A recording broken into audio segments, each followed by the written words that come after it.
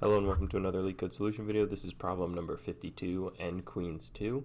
The N-Queens puzzle is the problem of placing N-Queens on an n-by-n chessboard such that no two queens attack each other. Given an integer n, return the number of distinct solutions to the N-Queens puzzle. For example 1, our n input is 4, so our output would be 2, and this is because there are two distinct solutions for a 4x4 chessboard with 4 queens on it. For example 2, our n is equal to 1 and our output would be 1. Let's go through an example. For this example, our input n is equal to 3. The solution for this problem is very similar to the N-Queens video. The only difference here is that instead of appending our current board to the solution output, we're just going to keep track with a counter the number of solutions we found so far. So we're going to go through our board column by column and row by row, checking to see if we can put a queen in that position, and we'll check to see if that position is allowed to have a queen in it or not, and if it is, we'll put a queen in, otherwise we'll move on to the next. And you can put a queen in a location if there are no other queens in the current row, the current column, or the current diagonal. And since we're going column by column and then row by row, we only need to check the columns and rows that we've already gone through, so that'll save us a bit of time. So starting off at 0, 0, we'll try and put a queen here, and since there's no other queens on the board, we're good to put it here. And since we put a queen here, we can move on to the next row because we know there won't be another queen in that same row. And in our first column, we'll check to see if we can put a queen here. There's already a queen in this column, so we'll move on to the next. We'll check to see if we can put a queen here. There's no queen in the row, no queen in the column, but there is one in the diagonal, so we'll move on to the next position. In this column, we'll check to see if there's any other queens. There's no other queens, there's no other queens in the row, and there's no queens in the diagonal, so we'll put a queen here. And now we'll move on to our last row. In the first column,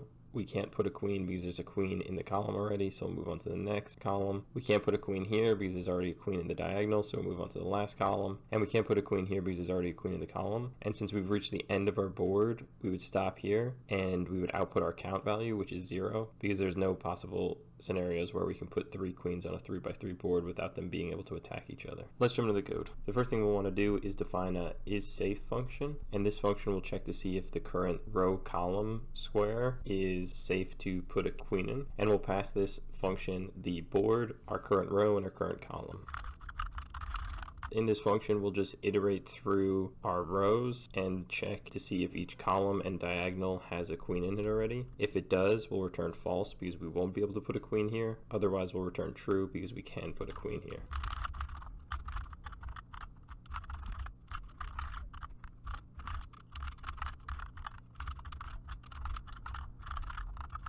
Next, we'll want to define our solve function, and this function will recursively be used to go through each row and column, checking each position.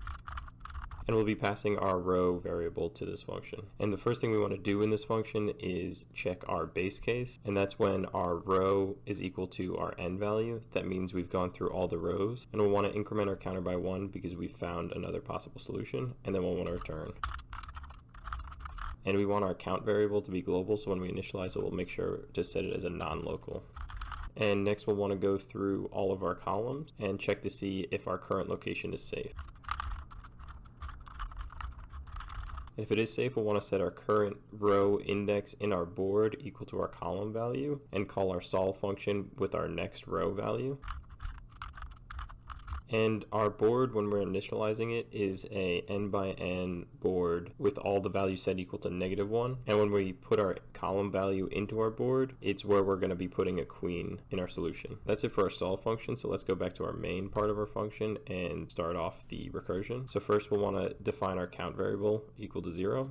Next we'll want to create our board, which will be n-by-n board, all values set to -1. And then we'll kick off our recursion by calling solve with our row value equal to 0. And then finally, we'll just want to return our count variable. And that's it for our code, so let's run this. All test case passed, so let's submit. Our solution was accepted, so that's it for this problem. If you like this video and want to see more content like it, make sure to check out my channel. Thanks for watching.